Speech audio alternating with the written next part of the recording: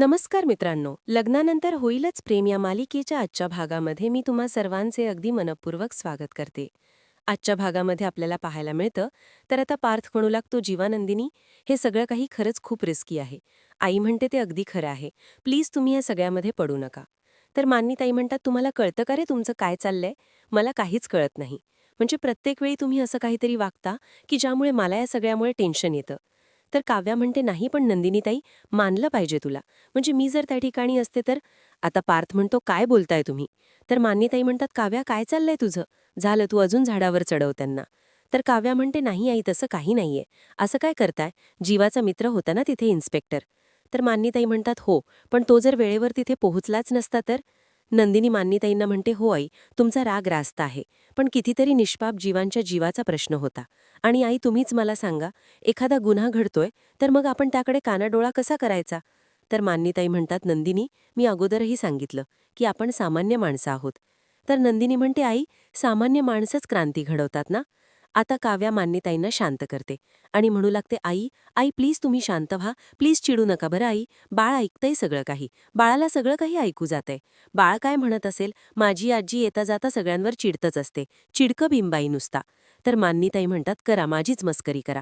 तर जीवा म्हणतो, हो, या म्हातारीची मस्करीच करायचीय. आता मान्यताई जीवा आणि काव्याला एक धपाटा देतात. तर पार्थ म्हणतो, जोक सपाट. परंतु जीवा आणि नंदिनी, खरंच तुम्हाला मानलं पाहिजे.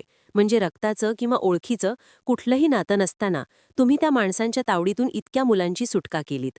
तर नंदिनी म्हणते, अहो, पण तो मास्टर अजून सापडला नाहीये. तो जर मास्टर सापडला असता तर.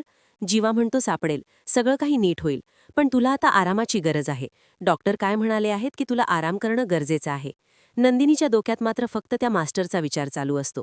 तर दुसरीकडे पाहायला मिळतं, आता नंदिनी बेडवरून खाली उतरत असते. त्याच वेळी त्या ठिकाणी जीवा येतो आणि नंदिनीला म्हणतो, काय चाललंय तुझं? परत वरती बसायचं. नंदिनी बसते. तर जीवा म्हणतो, हे घे, ही गोळी घ्यायची आहे तुझी.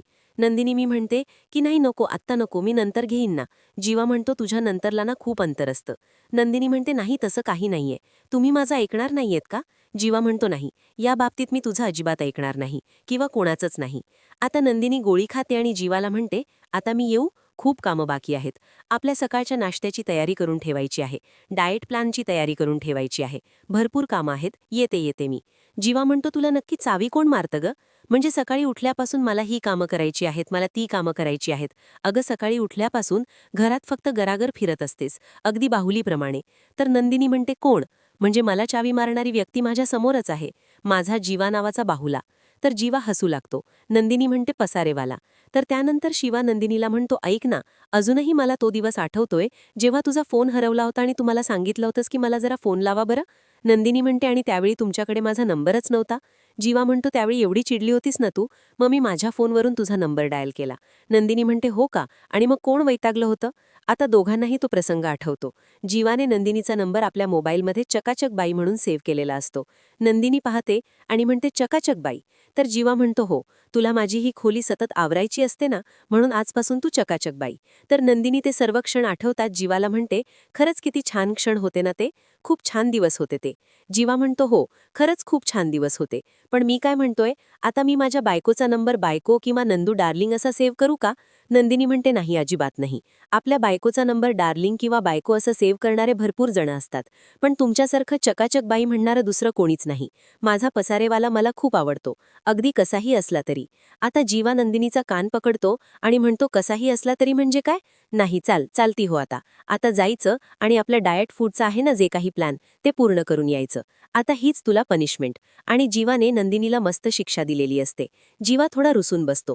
तर नंदिनी जीवाला म्हणते, जीवा, आपल्यासाठी, तुमच्यासाठी काय करणं मला कधीच शिक्षा वाटत नाही. आता नंदिनी उठून पुन्हा एकदा किचनमध्ये जाणार, परंतु उठता क्षणी तिला पुन्हा एकदा चक्कर आल्यासारखं वाटतं. जीवा तिला सावरतो आणि विचारतो, काय झालंय तुला? पाणी हवंय का? नंदिनी म्हणते, नाही, नको, पाणी नकोय. जीवा म्हणतो, बघितलंस का, यासाठीच नवऱ्याची भरभक्कम साथ हवी असते. नवऱ्याची साथ असेल तरच सोप्या होतात ना गोष्टी. नंदिनी म्हणते, हो. तर जीवा म्हणतो, जाशील का, की येऊ का मी सोडायला? नंदिनी म्हणते, नाही, त्याची काहीच गरज नाहीये, मी जाईन. असं म्हणत आता नंदिनी तिच्या तिची कामं आवरण्यासाठी निघून जाते. तर दुसरीकडे आता नंदिनी रूममधून बाहेर पडताच जीवा लगेच एक फोन करतो आणि म्हणतो, हो आणलंयस का सगळं काही? हो ना. ती जातच नव्हती पण कशीबशी आता बाहेर पडली. पण मी सांगितलेलं तर? जीवाला ती व्यक्ती म्हणते की हो. जीवा लगेच दरवाजा उघडतो आणि त्याने जे काही वस्तू मागवलेली असते ती घेतो आणि म्हणतो, आता बघ चकाचक बाई मी काय करतो. तर दुसरीकडे पाहायला मिळतं वसू त्या रम्याच्या पायाला दुखापत झालेली असते आणि म्हणूनच तिच्या पायाला मलम लावून देतात आणि म्हणतात, झालं मलम लावून, रम्या आता तुला बरं वाटेल. रम्याचं मात्र कुठेच लक्ष नसतो. वसू त्या रम्याला म्हणतात, रम्या ग, काय झालंय, कुठे तंत्री लागलीये तुझी? वसवत्त्या मस्करीतच रम्याला म्हणतात. विजयला बोलू का पाय चेपून द्यायला? आता मात्र रम्याचे चिडते आणि म्हणते, आई. वसवत्त्या म्हणतात, नाही ग, मी गंमत करत होते ग. पण काय झालंय, कसला विचार करतेस तू एवढा? रम्या वसवत्त्यांना म्हणते, आई, आपल्याला जो विजयने प्लॅन सांगितलाय ना, तो आपण करूयात. तर आता वसवत्त्या म्हणतात, हो, पण खरंच खूप मोठा प्लॅन आहे का हा? रम्या म्हणते, पण तो आपल्या पत्त्यावर पडणार आहे ना?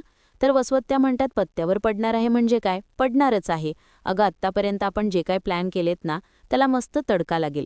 फक्त मला वाटतंय की ही सगळ्यात मोठी सेफ आहे. म्हणजे मला एवढंच म्हणायचंय की सगळ्या गोष्टी आपल्या हातात राहायला पाहिजे. तर रम्या म्हणते, हो आई, त्या गोष्टी तर आपल्या हातात राहतीलच. आई, कसं आहे ना, विजयला मुठीत ठेवणं हे माझ्यासाठी फार मोठं काम नाहीये, कारण तो माझ्या प्रेमात आंधळा आहे. आणि आई, तुला तर माहीतच आहे, प्रेमात आंधळा असणारा माणूस काहीही करू शकतो, कुठलंही टोक गाठू शकतो. आता विजयच्या या प्लॅनमुळे या घरातली सगळी सूत्र हलून जातील. आता वसवत्ते आणि रम्या यांनी संपूर्ण देशमुखांना उद्ध्वस्त करण्यासाठी आता विजयची साथ घेतलेली असते. रम्या पुढे वसवत्त्यांना म्हणते, आणि एकदा का आपलं काम झालं की मग कोण? वसवत्त्या म्हणतात, म्हणजे? तर रम्या म्हणते, म्हणजे यूज अँड थ्रू इश्यूसारखं, वापर करायचं आणि मग फेकून द्यायचं. वसवत्त्या म्हणतात, नाही रम्या, अगं किती चांगला मुलगा आहे तो, तुझ्यावर खरंच अगदी मनापासून प्रेम करतोय, तो तुझा फ्युचर तोच आहे रम्या, तुला कळतंय का? तर रम्या वसवत्त्याला म्हणते, आई, आपण फक्त माझ्या प्रेझेंटचा विचार करूयात का? वसवत्त्या म्हणतात, करा, प्रेझेंटचाच विचार करा. असं म्हणत वसवत्त्या रागानेच रम्याकडे पाहतात. तर दुसरीकडे पाहायला मिळतं, नंदिनी किचनमध्ये आवरावर करत असते. त्याचवेळी मिथून काका येतात आणि म्हणतात, नंदिनी ग, काय करतेयस? तुझी कामं आवडली नाहीत का? नंदिनी म्हणते, नाही, होतच आले, उद्याची थोडी तयारी करायची होती ती करून घेतली. पण तुम्हाला काही हवं होतं का? मिथून काका म्हणतात, नाही, घराच्या सगळ्या फरशा मोजून झाल्याच, किती आहेत त्या म्हटलं किचनमधल्या मोजाव्यात. नंदिनी म्हणते, तुम्ही पण ना काका. असं म्हणत नंदिनी म्हणते, बरं, मी येते. तर मिथून काका म्हणतात, नंदिनी, अगं ती जुई आहे ना, ती खरंच किती छान आणि गोड मुलगी आहे, मला तर खरंच खूप आवडली. नंदिनी म्हणते, हो ना काका. काका, ती आहे चिमुरडी, परंतु बुद्धी मात्र एकदम तल्लक आहे. तर मिथून काका म्हणतात, पण तिला बघून मला कोणाची आठवण झाली माहीत आहे का? नंदिनी विचारते, कोणाची? तर मिथून काका म्हणतात, माझ्या पिऊची, श्रेयाची. माझी पिऊ आहे ना, ती लहानपणी अशीच बोलायची, अगदी पोपटासारखी. मी काय म्हणतो, आपण त्या जुईला इथेच ठेवून घेऊयात का? तर नंदिनी म्हणते, काका. तर मिथून काका म्हणतात, म्हणजे काय आहे, या जुईच्या रूपाने मला माझ्या श्रेया आणि पिऊचं बालपण पुन्हा एकदा नव्याने अनुभवता येईल ना? तर नंदिनी म्हणते, हो काका, तुमचं बरोबर आहे, परंतु आपण तसं नाही करू शकत ना, कारण ती तिच्या मावशीकडे राहते. पण आपल्याला जर तिची आठवण आली तर आपण तिला भेटू शकतो कधीतरी जाऊन. नंदिनी म्हणते, ते बरं, मी येऊ का? तर मिथून काका म्हणतात, काय माहिती, याचं झालं असेल का? आता मिथून काका जीवाने सांगितल्याप्रमाणे नंदिनीला थांबवून ठेवण्याचा प्रयत्न करत असतात. आता मिथून काका नंदिनीला म्हणतात, बरं ठीक आहे, गुड नाईट, एन्जॉय. नंदिनी म्हणते, एन्जॉय? तर आता मिथून काका म्हणतात, म्हणजे तू आता झोपायला जातीयस ना, म्हणजे आराम कर, एन्जॉय कर, असं मला म्हणायचं होतं. नंदिनी म्हणते, बरं ठीक आहे, गुड नाईट. असं म्हणत नंदिनी आता तिच्या रूमच्या दिशेने जायला निघालेली असते. आता नंदिनी तिथून निघून जाताच मिथून काका लगेच जीवाला फोन करतात आणि म्हणतात, अरे बाबा, या नंदिनीसोबत ना जमेल तेवढ्या बायकांसारख्या गप्पा मारल्यात, परंतु आता ती येतेय, तुझं झालंय का सगळं काही आवरून? हां, मग आता सगळं काही नीट दमाने घे आणि प्रेमाने घे. असं म्हणत मिथून काका फोन ठेवतात. मिथून काका म्हणतात, क्या बात आहे, म्हणजे बायकोसाठी एखादा सरप्राईज प्लॅन करणं म्हणजे खरंच किती छान वाटत असतं. मी सुद्धा माझ्या मंजूसाठी खूप प्लॅन करायचो, पण अगोदरच तिला कळायचं.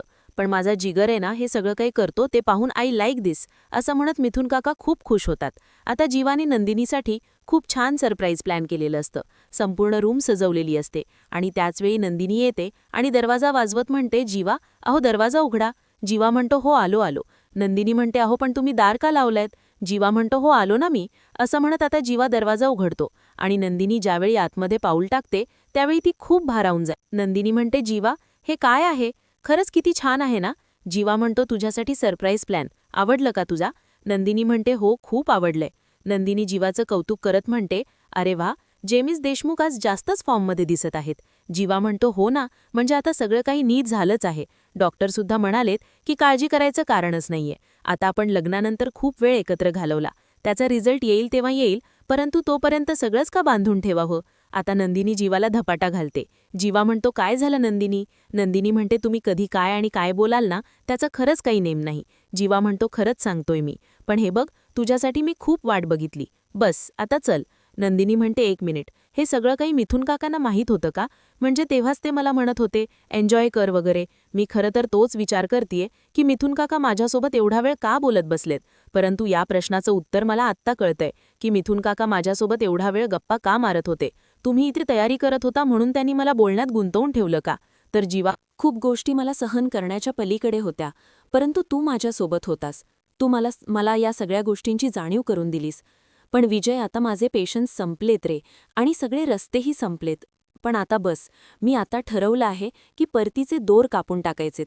तू आता तयारी करायला घे. विजय खुश होतो आणि म्हणतो, म्हणजे मी, आई आणि तू आज कॅफेमध्ये बसून प्लॅन केला तो तर. आता रम्या म्हणते, exactly, your plan is on mister विजय.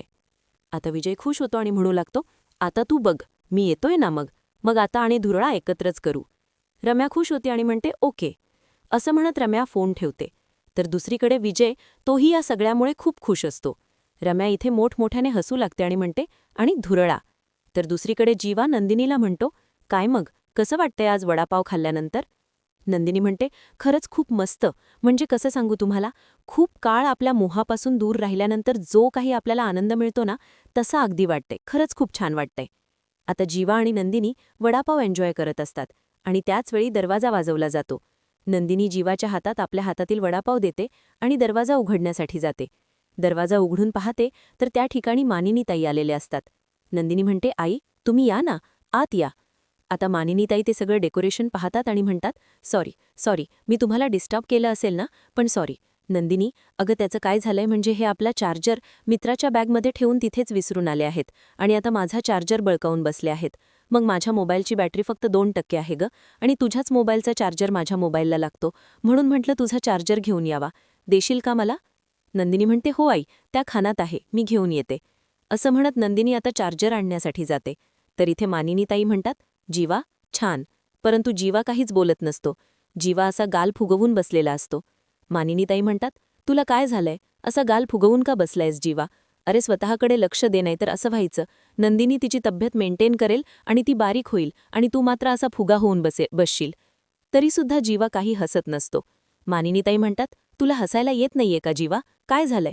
असू दे, चालू दे. तुझ्याशी बोलण्यात काही अर्थच नाही. पण छान आहे हां.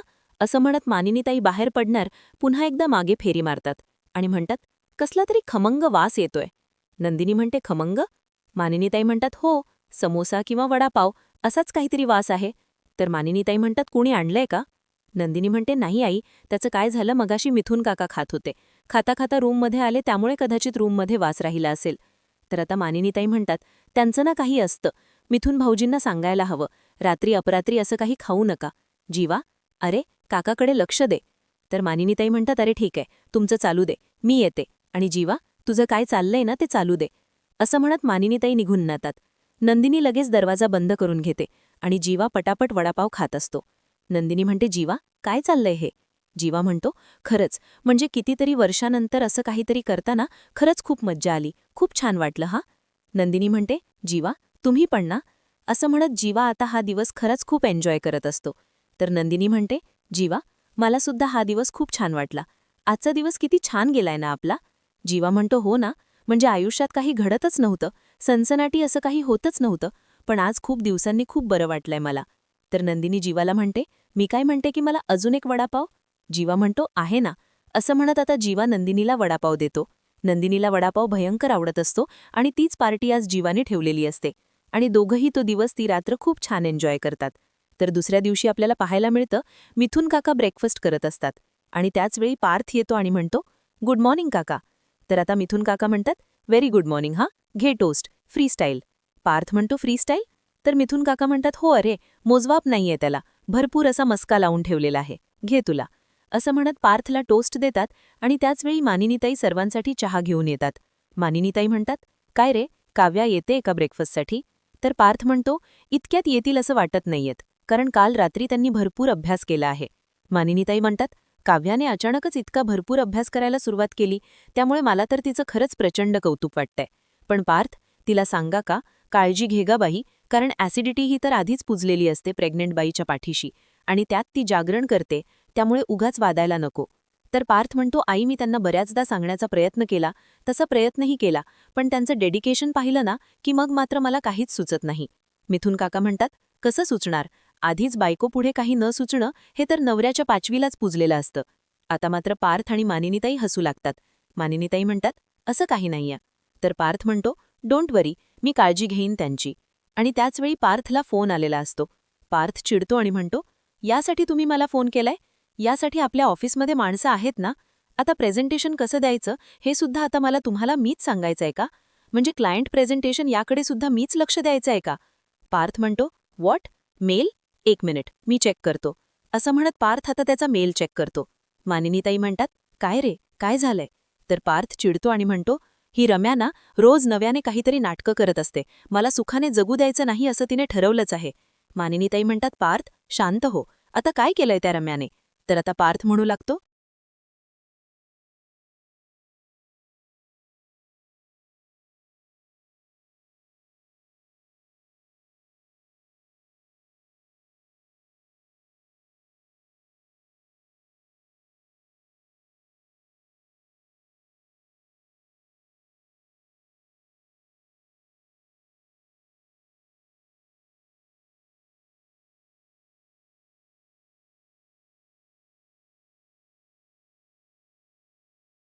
कणकरांचा फोन आला होता. रम्याने रिझाईन केलं आहे.